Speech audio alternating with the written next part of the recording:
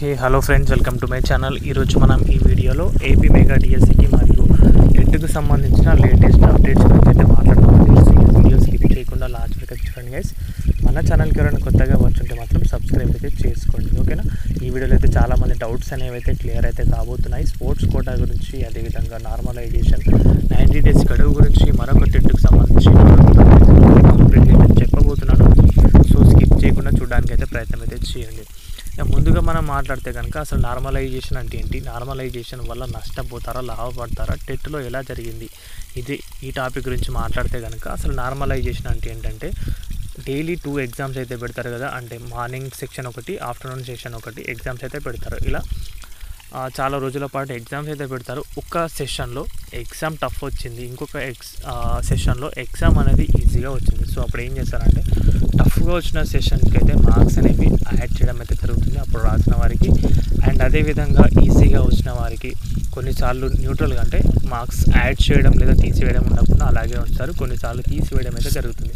మొన్న జరిగిన రీసెంట్ 2024 టెట్కి సంబంధించి మాట్లాడితే నార్మలైజేషన్ విధానంలో ప్రభుత్వం అనేది 100% ఫెయిల్ అయింది. ఎందుకంటే అసలు నేను టెట్లో క్వాలిఫై అవ్వను అని అనుకున్న అభ్యర్థులు టెట్ క్వాలిఫై అయ్యారు. నాకు తప్పకుండా టెట్ క్వాలిఫై అవుతానని అనుకున్న వారైతే టెట్ క్వాలిఫై కాకుండా మిగిలిపోయారు. సో అప్పుడైతే 100% నష్టం అయితే జరిగింది. మరి అప్పుడు ఓకే చాలాసార్లు టెట్ రాసి ఉంటారు కాబట్టి అదంతా ఎవరు పట్టించుకోలేదు. ఇప్పుడు డిఎస్సి చాలా రోజుల నుంచి డిఎస్సి ఎగ్జామ్ అయితే అంటే నోటిఫికేషన్ లేక వేస్తారు.